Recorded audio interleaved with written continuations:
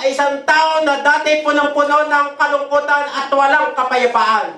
Pero sa pamamagitan ng seed na itinanim sa ating puso at ito ay nag-ugat, ito ay nagbunga sa ganang ating sarili ng joy and peace. Tayo ay isang taong dati walang kagandahang loob, walang kabutihan, walang pagpapasensya, walang pagtitiis, hallelujah, sa ating mga buhay, walang pagtitimpi, walang self-control. Ngunit sa pamamagitan ng seed na itinanim ng Diyos sa ating mga puso, hallelujah, ito ay nagbunga sa atin ng patience, goodness, gentleness, faith, self-control, and kindness. Hallelujah! Hindi ibinibigay ito ng Panginoon ng direktang ito. Hindi magic na tumanggap ka sa Panginoon, ikaw bukas ay isang bag na lang, at ikaw bukas ay ganito, punong-puno ng siyempre, sabi nga, truth comes by the way of process. Amen?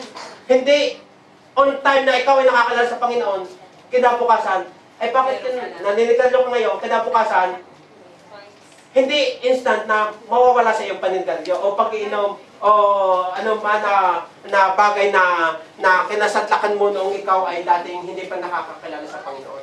By the way of process, unti-unti, hinuhubog, binabago, minomord tayo ng ating Panginoon. Hallelujah! Hanggang sa tayo ay maging isang ganap na bunga na punong-puno ng siyam na bunga ng banal na espiritu sa ating buhay. Mga kapatid, ito po ang tanda po natin. Ang isang magsasaka ay pumunta sa kanyang lupain upang magtanim ng pinhi. Ang magsasaka bang ito ay babalik doon sa lupain upang tingnan uli yung kanyang pinhi? Hello?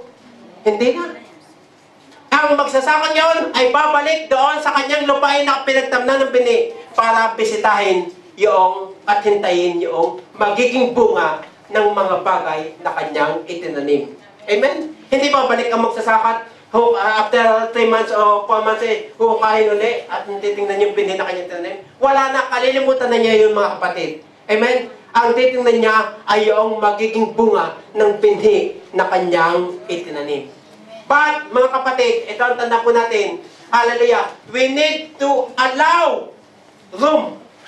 Kinakailangan magbigay tayo ng puwang sa ating mga puso. Hallelujah! Na magkaroon ng puwang ang mga salita ng Diyos. Ay kung ang puso po natin, wala nang kapuwang-puwang ang salita ng Diyos. Dahil puro ng hinanakit, galit, puot, inggit, sama ng loob, mga pag-iisip sa pagkautang, mga pag-iisip sa problema, mga pagkatakot sa sakit at naman, kamatayan. Paano ba magkakaroon ng puwang ang salita ng Diyos sa ating buhay kung gano'n ang nilalaman ng ating puso? So, mga kapatid, we need to allow room sa ating mga puso ang salita ng Diyos, ang mabuting binhi. At kapag ang mabuting binhi na yan ay nag-ugat sa ating mga buhay, yan na, mga kapatid, na magbubunga yan. Hallelujah! At mag-aani po tayo ng bunga sa ganang ating sarili. So, kinakailangan po yung mga salita na ating binabasa, napapakinggan, hallelujah, ay kinakailangan, hindi, basta wala lang. Kinakailangan ito ay nag-uugat sa ating mga puso. Hello? Nag-uugat ba? So, praise God. The farmer never provides fruit. Tanda po natin. Ang magsasaka, kapag siya ay nagtanim ng bini, hindi siya ang gagawa ng bunga. Sino ang gagawa ng bunga?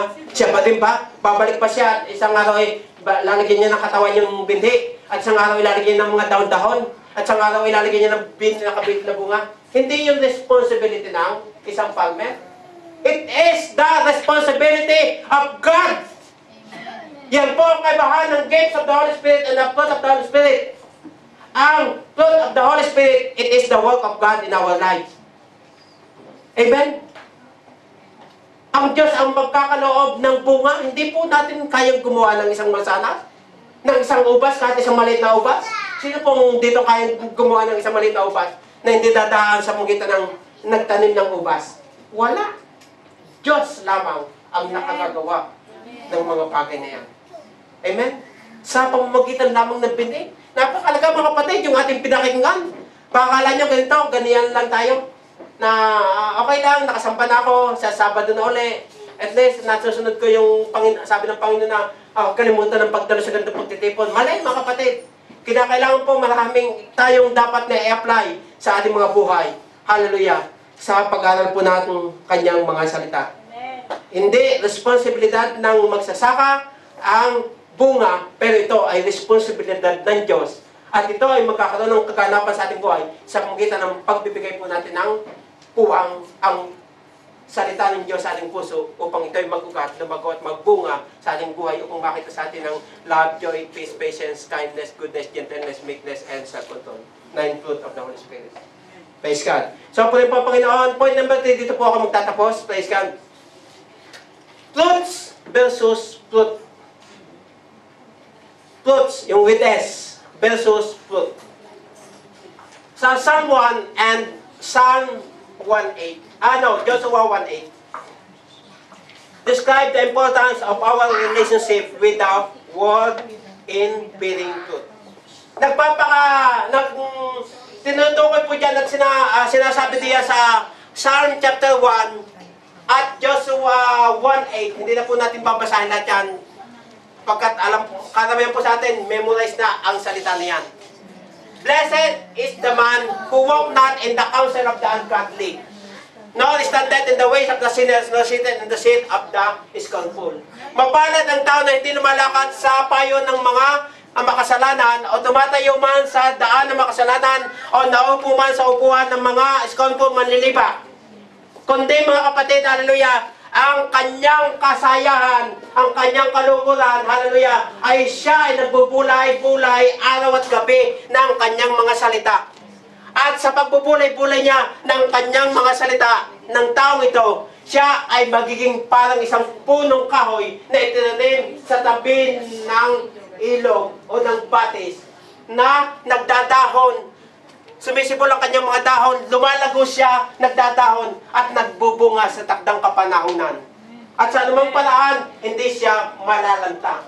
Yan po mga kapatid, hallelujah, ang sinabi sa Psalm chapter 1. At sabi din po doon sa Joshua 1:8, this book of the law shall not depart out of thy mouth, but you shall meditate therein day and night, so that you might observe to do what it is written in this book. At sinasabi ko sa inyo na kapag ginawa ninyo ang mga bagay nito, kayo ay magkakaroon ng magandang wakas. Hallelujah. Good success. Of good ending. Yan po mga kapatid ang pangako ng banal na kasulatan. So, ang tinutukoy ko po mga kapatid, hallelujah, napakalaga po sa buhay ng bawat isa po sa atin na yung ating napapakinggan, yung ating binabasa ay minimeditate po natin. Ano po sabi sa Psalm 1? Kundi nagbubulay-bulay siya araw at gabi. Ano po sabi sa Joshua 1:8? Siya ay nagbubulay-bulay araw at gabi. Kinakailangan hindi lamang basta binasa, hindi basta lang rinig, kundi binubulay-bulay. Pag uwi natin sa loob ng isang linggo, kinakailangan tayo po ay nag-apply ng mga salita ng Diyos na ating napapakinggan at nating napag-aaralan dito sa iglesia at maging nababasa po natin bawat araw doon sa ating mga trabaho. Hallelujah! Meditation, mga kapatid, napakalaking kahalagahan po sa ating pagbabasa at pakikinig ng kanyang mga salita. Hallelujah! The word meditation is used in these two passages. Notice that it is not just reading the word, but the meditation of the word that yields good fruit.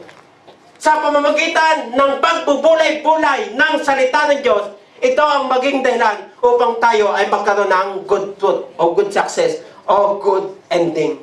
Magandang wakas. Amen? Magandang kinabukasan sa pamamagitan ng pagbubulay-bulay ng salita ng Diyos na ito ay nag-uugat sa ating mga sarili. So po rin po, Panginoon, it is very interesting to note that the fruit of the Spirit that told in Galatians chapter 5, hallelujah, listed in nine things, but it lists in a singular form. Bagamat siyam ang tinukoy, hallelujah, na bunga ng banal na Espiritu Santo, pero ito ay kinoconsider na singular. Amen? Hindi nilagyan ng S, kaya nga sabi ko, itong pinag-usapan natin ngayon, fruits versus fruit. So, hallelujah, they are considered fruit as opposed to the fruits. Considered fruit as opposed, hallelujah, to the fruits, mga